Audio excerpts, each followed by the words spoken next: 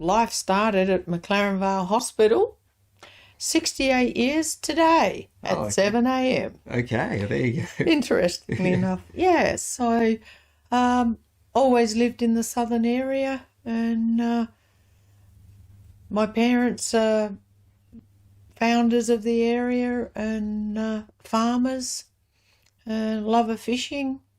And You're telling us when you say founders of the area, you really are. There's a family heritage in that area. Tell us about that. Yeah, well, the Perry side being my mother's family, they were millers of flour, and the flour would go back to England by the Onkaparinga River back to Port Noarlunga. And yeah, they grew the wheat and then they would use the mill and send it back. And the father, they belonged to the Christies of Christie's Beach, and mixed farming and wineries all through Morphett Vale at Flaxmill Road. So, yeah. So a real rich heritage in that area, and you remain in that. Yeah. I'm in the southern area and still on a little farm. Love everything about it. Yeah. So, yeah. Yeah. Well, happy birthday, by the way. Oh, thank you. Yes. Yeah, it's been a good day. What a way to spend your birthday. Oh, it'll get, Yeah.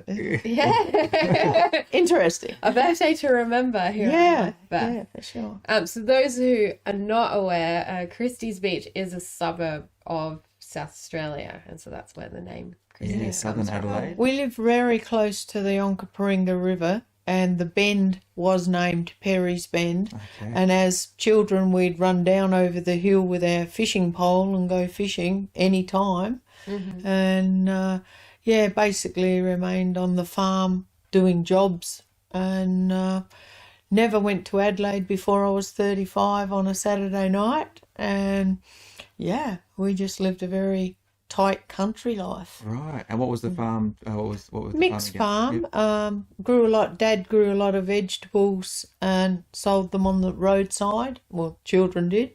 And Mum milked cows, and they had mixed farm pigs and things like that.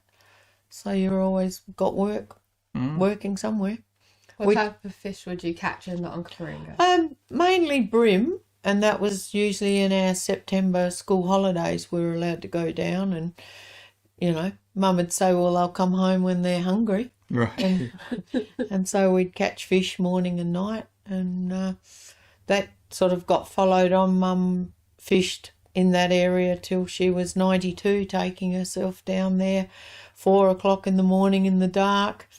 And last time she got stuck in the river, and she tells a story about a guy who was running along in what she called his underwear, but I'm sure he was a jogger. Yeah. And she yelled for him to pull her out the river. And yeah, at 92, it's unbelievable to be going fishing on your own. Absolutely. Yeah. Yeah. So, All right. So now the fishing will come up in your story later on as well. So from a very early age, that was a part of your DNA. yeah, very early. And Dad had a little putt-putt boat and a boat shed at Seaford, which the boat sheds back in those days were dugouts of the cliff with 2 doors closing over, and it was permitted to have nets in those days. So several families would come to the beach that night, and the net would go out and around, and you'd pull the net in, and whatever fish and stingrays or crabs, anything, all the different families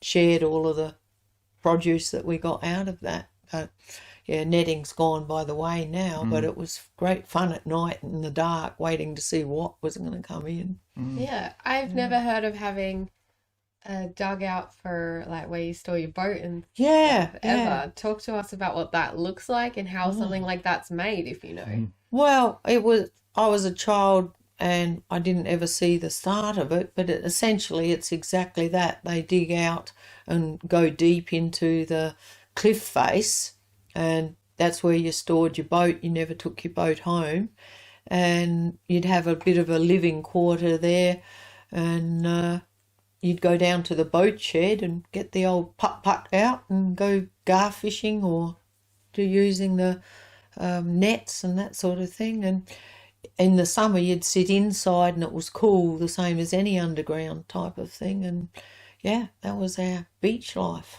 Wow. Yeah. Yeah. Literally right on the beach. Right on the beach. Yeah. Yeah. And that area has changed dramatically Oh, over that time, and yeah. you've watched that unfold. Yes. Well, the paddocks that I learnt to drive in is now Huntfield Heights. That was the grandmother on Mum's side's paddocks the cows were in. So, at 18, that became Huntfield. At my 18-year-old, it became Huntfield Heights. And, history now. Yeah. There's thousands of houses there. Watching that unfold, how did that make you feel? Oh, it's a little sad to lose really good grazing country and farming country, but the urban sprawls right out to Selleck's Beach now. So, yeah, it's and like as far as the other side of Adelaide to Two Wells and Virginia, the amount of thousands of homes that are going in where all the veggies were grown. So, yeah. Yeah. So you've mentioned fishing. What were some of the other things as a child that you got up to around the farm or the area? Dad had a different boat to the putt-putt, and we would go to Cape Jervis and had our spots there and along Christie's Beach. But, GPS wasn't there and fish finding wasn't there, so it was line it up with that electricity post and that pine tree over there and the grey roof of a house, and draw them together, and somewhere there they caught snapper or they caught whiting, some particular fish, and that was all of their waypoints to actually be able to try and find the same spot to catch fish. So we regularly went fishing. That was the pastime, the fun. So.